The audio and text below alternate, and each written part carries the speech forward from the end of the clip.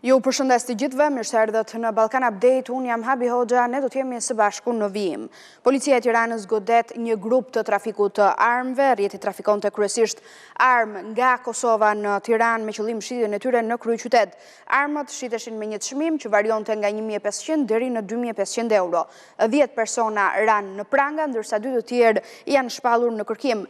Gjatë këtij operacioni u sekuestruan armë, zjarri, municion, automjete dhe një sasi fara kanabisi.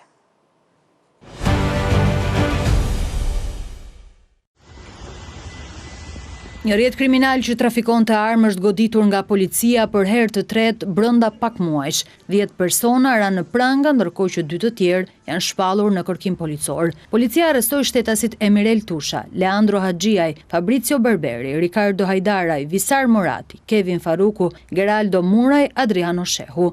Po nga njëjti operacion u arrestuan edhe Altin Pajaziti dhe Kadri Prushi. Policia sekuestroi 14 armë zjarri, krera dhe municion luftarak, 3 automjete, 8 celular dhe një sasi farash kanabis. Pistoletat shiteshin në qytete të ndryshme me çmime 1.500 deri në 2.500 euro copa. Armët janë dërguar në laborator për të verifikuar nëse janë përdorur në ngjarje të tjera kriminale. Policia thot se shumica armëve silleshin nga Kosova në Shqipëri, ndërsa brenda vendit ton kanë qenë 2 baza ku merreshin armët në Nikel dhe në Shkodër, më pas silleshin në Tiranë, ku dhe shpërndaheshin tek blerësit. Trafiku i armëve kryesisht bëhej me automjete, por edhe me autobus.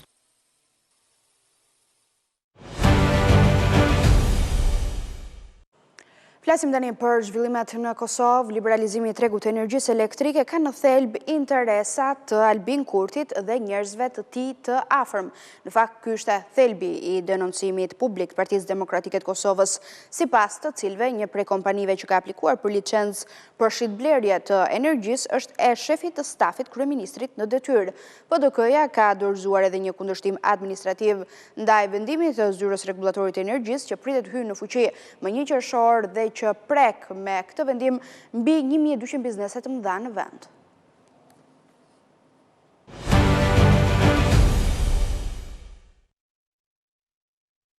Zyrtarë të Partisë Demokratike të Kosovës kanë kundërshtuar vendimin për daljen e bizneseve në treg të hapur të energjisë, duke thënë se njëra nga kompanitë që ka aplikuar për licencim për shitblerje të energjisë është MDA, kompani e themeluar nga shefi i stafit kryeministrit Albin Kurti, Luan Dalipi. Dhe në fund të kësaj liste është një kompani e cila është në proces të licencimit dhe që është Management and Development Association. Kjo kompani, pra njohur si MDA, është kompani që ka qenë në pronësi të shefit të stafit të kryeministrit zotit Kurti, pra zotit Luan Dalipi. Ky është themelues dhe nikosisht ka qenë aksionar i kësaj kompanie. Pra MDA-ja e shefit stafit të kryeministrit që sot drejton Dalipi, e me gjas është vllau i shefit stafit kryeministrit, ka aplikuar për licencë për furnizim me energji elektrike në vendin tonë. Në konferencë, deputeti Tahiri gjithashtu ka njoftuar se PDK-ja ka dorëzuar një kundërshtim administrativ ndaj vendimit të zyrës rregullatorit për energji për daljen e bizneseve në treg të hapur të energjisë nga data 1 qershor, duke cilësuar këtë vendim si të paligjshëm. Sipas Tahirit, ky vendim prek rreth 1.300 biznese dhe mbi 140.000 punëtorë, duke rrezikuar falimentime masive, rritje të papërballueshme të çmimeve dhe një val të re inflacioni që godet qytetarët dhe konsumatorët. Ne do të presim 15 ditë pra për një njoftim nga zyra rregullatorit të energjisë për ta anuluar pikërisht këtë vendim, dhe nëse brenda 15 ditëve ata nuk kthejnë përgjigje apo nuk anulojnë vendimin, ne normalisht në ditën e 16 do të procedojmë në departamentin administrativ si kundërshtim administrativ ndaj këtij njoftimi, realisht se ky as vendim nuk është. Te njëjtën, hyrja e Prishtinës u bllokua për gati 2 orë nga një protestë drejtuar nga Oda Ekonomike e Kosovës në shenjë pakënaqësie ndaj këtij vendimi. Protestës ju përgjigj kryeministri në detyrë Albin Kurti, duke i quajtur ato barrikada.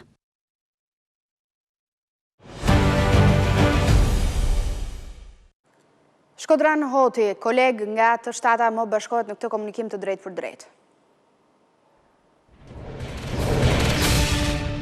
Shkodran, të përshëndes, mirë se erdhe në Ballkan Update, faleminderit që gjete kohë për këtë dalje publike në ABC News. Përshëndetje edhe për ju, Nasi. Kam një pyetje fillimisht lidhur me gjithë çfarë po ndodh, debatin mbi liberalizimin e tregut të energjisë elektrike, situatën ku po përballen bizneset. Trajtuam diçka dje, meqense pati një protest që bllokoi dhe hyrjen e Prishtinës për gati 2 orë, po sot duket se dolën në sfond edhe lëvizje politike, apo jo? Po, realisht, kjo dalja në tregun e lirë është diçka për cilën problemet e bizneseve mund të jenë të mëdha dhe për këto problemet që mund t'i hasin ato, ku preken bizneset mbase më të fuqishme të vendit, me numër të madh të punëtorëve, kanë reaguar edhe më herët, por forma më direkte e reagimit ishte gjatë ditës së djeshme, kur pati një bllokim të 2 orësh të hyrje daljeve në Prishtinë. Ajo shkake e papranueshme dhe e paprecedent, ke krahasimi që kryeministri Kurti i bëri kësaj proteste, këtij organizimi, duke i krahasuar me barikadat në veri, që kanë qenë barikadat të organizuara prej bandave kriminale. Realisht, bizneset janë në të drejtën e tyre, sepse dalja në tregun e lirë nuk është diçka që po kundërshtohet a priori prej tyre. Kundërshtit i kanë për shkak të disa problemeve që derivojnë më pas e që kanë të bëjnë me një konkurrencë pa drejtë. E kanë sqaruar një gjë të tillë, por me mënyrën që do ta blejnë rrymën pas daljes në treg të lirë, i bie që do ta marrin me një shumë jashtëzakonisht më të lartë dhe i bie një shtrejtim, sipas asaj që thonë ata gjithherë, i bie një shtrejtim dikon për disa biznese deri në 200%. Në anën tjetër, pushteti i cili reagoi brutalisht ndaj protestës së punëtorëve, vazhdimisht është duke u atakuar, qoftë edhe prej ulëmtimeve ndryshme gazetarisë, qoftë edhe prej opozitës, për mapinë energjetike, po njëkohësisht, po ky pushtet e ka rritur çmimin e rrymës 4 herë brenda mandatit. Por flas për rritjet e çmimit për të gjithë konsumatorët pa dallim. Për këtë reagim, që e patën bizneset nuk ka asgjë politike prapa tij, është reagim apo organizim që vjen prej aleancës së bizneseve dhe odës ekonomike, të cilat më të drejtë kanë kërkuar që në një farë mënyrë të mos bëhet kjo shpejt e shpejt, sepse në anën tjetër s'ka pas as informim të mjaftueshëm për bizneset në lidhje me këtë çështje, s'ka pas fushata vëdësuese edhe paralajmëruese në lidhje me këtë çështje, por kanë kërkuar që të mos bëhet kjo me nguti, sepse kështu do të dëmtohen ata biznese, madje rrezikohet që edhe shumë punëtor, nëse vihet deri në atë pikë, ta humbasin vendin e punës. Po megjithatë kjo nuk po i le përshtypje pushtetit, këta siç duket po e përdorin gjuhën e akuzave dhe një trajtim ku bizneset i trajtojnë si kundërshtar e jo si bashkëpunëtor që marrin pjesë në zhvillimin e shtetit. Po, dhe di pse të pyeta, nëse po dalin në sipërfaqe qëndrime apo interesa politik, unë kam vendosur një strish në fakt, interesa personal pas vendimeve të qeverisë, nxitur edhe nga dalja sot publike e Partisë Demokratike të Kosovës, edhe më pas e konfirmuar nga vetë protagonistët, ku thuaj se një prej kompanive të cilat kanë aplikuar për licencë për të dalë në tregun e lirë të energjisë elektrike, i takon vëllait të shefit të stafit të kryeministrit në detyrë Albin Kurti. Pra, nuk e di nëse ka diçka që nuk shkon në aspektin ligjor këtu, por në aspektin moral duket se diçka kërcet, apo jo? Po ne çështjet e tilla, lajmet e tilla thuaj se janë vetë të rëndamta këto. Kjo çka po sot është në vazhdim e këtyre lajmeve. Pra, vazhdimisht njerëz që janë të afërt me pushtetin kanë qenë në forma të ndryshme, kanë pas bëjnë me çështjet e energjisë. Pra mos harrojmë që në drejtor të bordit, kryetar të bordit të KEK-ut, ku prodhohet rryma, e kemi pasur një person i cili ka pasur libresë partije. Dhe tash doli kjo që ka të bëjë me tregtimin e rrymës, pra një prej kompanive është saktësisht e drejtorit më falni, këshilltarit të Kurtit apo shefit kabinetit ti thënë më mirë, që e bon situatën edhe më problematike. Kujtojmë gjithashtu që dy partit opozitare, PDK dhe LDK, kanë qenë mjaft të zëshme, jo vetëm për këtë rast, po në përgjithësi për daljen në treg të lirë të bizneseve, kanë kundërshtuar dhe kanë paralajmëruar edhe betejë ligjore. Pra ajo që ka bërë PDK sot është pikërisht kjo që e ka bën një kundërshtim administrativ dhe besoj që nëse nuk merret parasysh do të marrin edhe hapa të tjera. Po gjithsesi është problematike kur eksponent pushtetit apo familjar rreth i tyre përfshihen në çështje të tilla, e aq më tepër kur ky pushtet mbase akuzën kryesore e ka pikërisht për çështje që kanë bënë me energjinë, sepse kemi njëkohësisht edhe ambasadorin e Kosovës në Kroaci, Martin Berishaj, të cilit i ka dalë një skandal, jo nga mediat kosovare, por nga mediat e huaja, media slovene, i cili ka bërë buja në Kroaci, ku ai shërben si ambasador.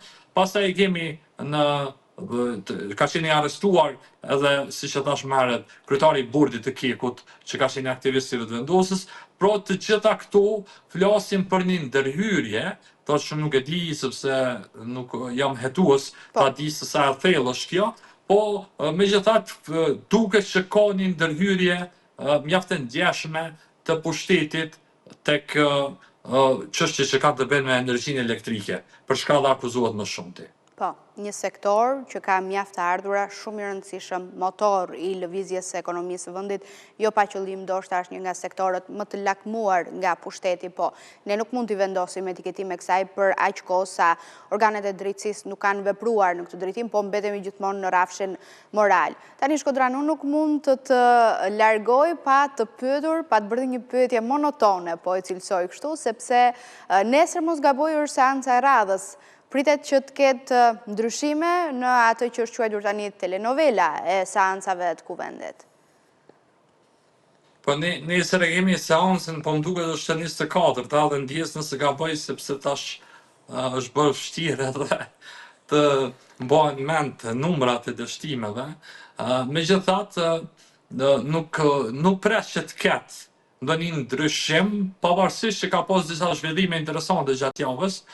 Ka pasur një takim të cilin e ka konfirmuar lideri i nismës socialdemokratë Vladimir Limaj me Glauk Konjufsën, pra që ka qenë kryetari i kuvendit dhe është një kryetar i lëvizjes vetëvendosje. Nuk e di nëse ka pas një dakordim për ndonjë gjë sa i përket zhbllokimit të kuvendit, por e dim gjithashtu që në të shtatë Vladimir Limaj gjithashtu në një intervistë ka deklaruar që me Kurtin me herët janë marrë vesh gojarisht që ati t'i takoj pozita kryeparlamentarit, por për çka më pas duket që Kurti ka pasur kundërshtim nga radhët e partnerëve të koalicionit paraelektoral që ka pas pro. Konkretisht nga lista akuzat, paktën kështu e ka lënë nënkuptuar Kurti në një intervistë që e pati në transmetuesin publik në RTK. Nuk e di tash a do të arrijnë të dakordohen, ka pasur zëra që kjo punë, kjo marrëveshje me nismën është arritur prej disa deputetëve të partisë që ka fituar zgjedhjet pra vetëvendosës, por janë deputet që shpeshherë po lëshojnë deklaratat pa motor edhe nuk po di sa janë kredibel për të marrë seriozisht, por pas atij takimi asaj përpjekje, mendoj që mbase jo nesër, po në një të ardhme më të afërt, jo shumë të largët, mund të ketë lëvizje sepse siç e keni pa, Kurti as për sa afërmi nuk i ka votat për Albelin Haxhillën dhe unë besoj që tash për tash, duke ditur kundërshtim përgjigje negative që ka marrë nga Lidhja Demokratike e Kosovës, ai nuk ka shumë mekanizma në dur përveç që të arrijë një marrëveshje çfarë ka kërkuar nisma socialdemokrate Vladimir Limaj, që ka vetëm 3 deputet, po dalin të jenë 3 deputet magjik për Kurtin dhe për t'ia mësuar atij pushtetin edhe një herë tjetër. Të falenderoj shumë Shkodran për kohën, sigurisht edhe për Faleminderit edhe për juve. Një parakalim të gjithë zhvillimeve këtë javë në Kosovë. Përshëndes. Ne do të vjojmë të qëndrojmë tek diskutimi i madh për sa i përket liberalizimit të tregut për energjinë elektrike, sepse ju ftoj të ndjekim tani një kronik përgatitur nga kolegët e mi të Klan Kosovës, nga Altiana Zoga i gazetarja, që flet për metamorfozën e qeverisë Kurti, se si dikur kjo qeveri e mbështeste biznesin e madh dhe sot e dërmon atë.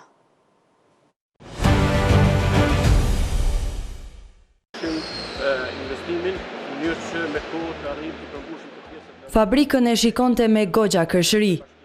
Për biznesin që pati vizituar më 17 gusht të 2023-ës do të thurte edhe lëvdata të shumta. Madje, kur e pati vizituar prodhuesin e pijeve Relax dhe Golden Eagle në Suharek, kryeministri atëhershëm Albin Kurti kishte shprehur gatishmëri të lartë që nikoqirit e kolegëve të tij gjithandej Kosovës tu gjindej pranë me siç pati deklaruar aq sa mundet. Bëhet fjalë për një ndërmarrje që nuk është as e vogël, as e mesme, por ndërmarrje e madhe dhe që vitin e ardhshëm e shënon 30 vjetorin e saj. Teknologjia është moderne, automatike, robotike. Mbështetje për bizneset Kurti pati premtuar edhe gjatë vizitës te kompania e vajit Floil në Gjilan më 10 mars 2022. Madje, u mundua të arsyetoj anise çuditshëm rritjen e çmimit të këtij produkti që aso kohë fluturonte, ndërsa kryeministri thoshte se kjo po bëhej jo rastësisht. Çmimi 3 euro e gjys si thot ju, do të mund thoshim që ndoshta edhe është e rastësishme. Mirë po ishte 3 euro e 49 cent. Nuk është e rastësishme kjo përputhje anën Bankë Kosovës. Misafiri u pati zotuar këtu se qeveria e tij do të gjejë burime të lëndës së parë të vajit të papërpunuar në shtetet mike për prodhuesit vendor në mënyrë që të mos ketë mungesa. Kësi mbështetje Kurti nuk u ofroi këtë të enjtë bizneseve, të cilat po ankohen se do të ushtrejtohet rryma për më shumë se 200% nëse hyjë në fuqi vendimi për liberalizim të tregut energjetik.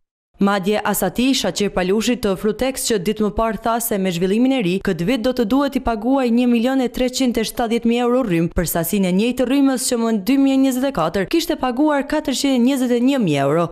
Gjatë një mbledhje të qeverisë të enjtën, kryeministri në detyrë tha se bizneset po kërkojnë shtyrjen e vendimit me justifikimin se për një vit do të përgatiten, duke ignoruar faktin që nga ana e tyre nuk kanë bërë asnjë përgatitje për 8 vitet e shkuara. Ajo çfarë oda ekonomike e Kosovës nuk po ju tregon, është se plotësimi i kërkesës së tyre nuk e zgjidh problemin. Por veç se e bart koston e energjisë së këtyre 1200 ndërmarrjeve te faturat e secili prej jush. Secilës familje dhe mbi 100.000 biznese tjera më të vogla që janë më pak të fuqishme. Vendimi i ZRE-s për futjen në treg të lirë të energjisë përfshin kompanitë me mbi 50 të punësuar dhe qarkullim vjetor mbi 10 milion.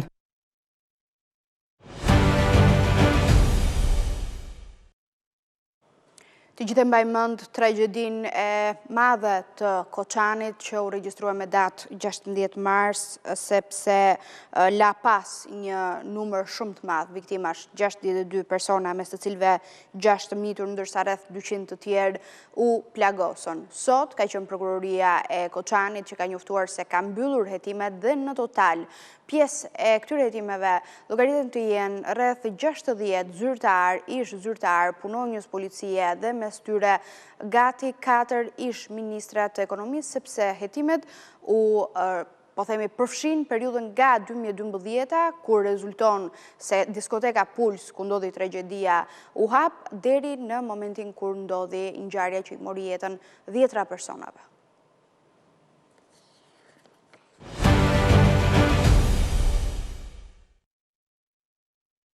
Prokuroria ka përfunduar hetimin për tragjedin në klubin e natës Puls në Koçan, në të cilin humbën jetën 62 persona, mes të cilëve 6 të mitur, ndërsa rreth 200 të tjerë u lënduan. Kryeprokurori Lupço Koçevski ka njoftuar se nuk dihet se sa do të jetë numri i të akuzuarve, ndërsa nuk përjashtoi mundësinë që për disa të ndërpritet hetimi. Në 15 ditët e ardhshme, mbrojtja e të dyshuarve mund të dorëzojë prova të cilat do të analizohen dhe vlerësohen nga prokuroria, ndërsa pas kalimit të këtij afati do të ngrihen edhe akuzat.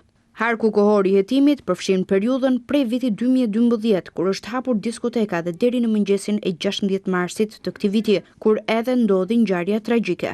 Në këtë hetim, deri më tani janë të përfshirë 45 persona fizik dhe 3 juridik, mes të cilëve pronari jo formal i diskotekës Dejan Jovanovski, pjesëtarët e stafit sigurimit të objektit dhe 2 anëtar të grupit muzikor, të cilët performuan natën e ngjarjes tragjike.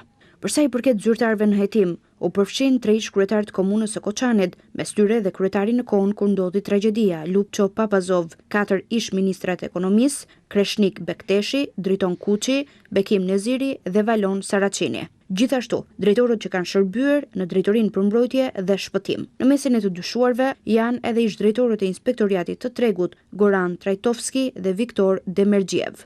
Ndërkohë, është duke vijuar hetimi tjetër i cili po zhvillohet në kuadër të prokurorisë për ndjekjen e krimit të organizuar dhe korrupsionit, ku 14 zyrtarë policor nga shtipje Koçani dyshohet se kanë dhënë autorizimin se diskuja Puls i ka plotësuar kushtet ligjore për punë në pjesën e mbrojtjes së rendit dhe qetësisë publike.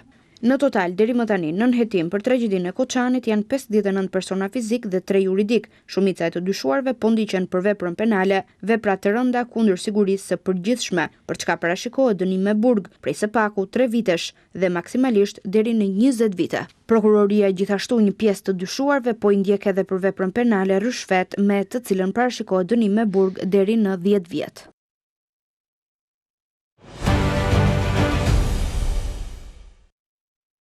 Ndalemi në fund tek një zhvillim ndryshe, jahti super luksoz i miliarderit Jeff Bezos mbrin në portin e Durrësit. Abeona, e lançuar 2 vite më parë, ka një strukturë super moderne dhe përfaqëson standardet më të larta të ndërtimit detar.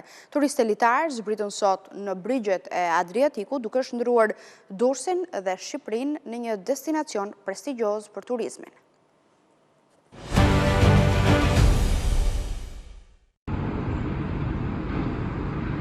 Abeona, jati luksoz në pronësi të manjatit dhe themeluesit të Amazon, një prej njerëzve më të pasur në botë, Jeff Bezos, është ankoruar në brigjet shqiptare.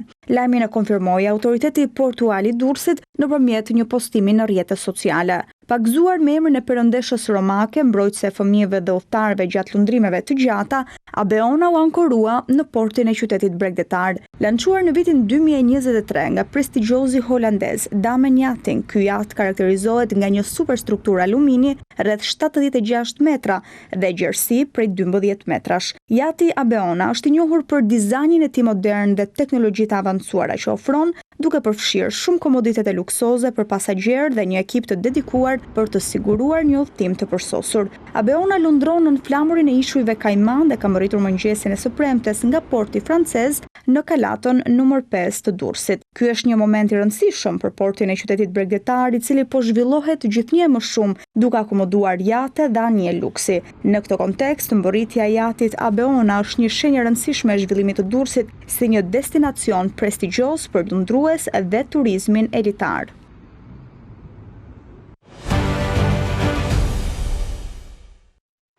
Ne kemi mbritur me këtë informacion në fund të Ballkan Update. Unë rikujtoj si gjithmonë adresën tonë zyrtare të webit abcnews.al, ku ju mund të klikoni në çdo kohë dhe të njiheni aty me lajmet më të fundit, po dhe të na ndiqni përmes valve të radios në 105 FM. Bashkëndajemi këtu, po vetëm pas pak vjen kolegu Nertan Prifti me Sport Center, vjen në qendroni me ABC News.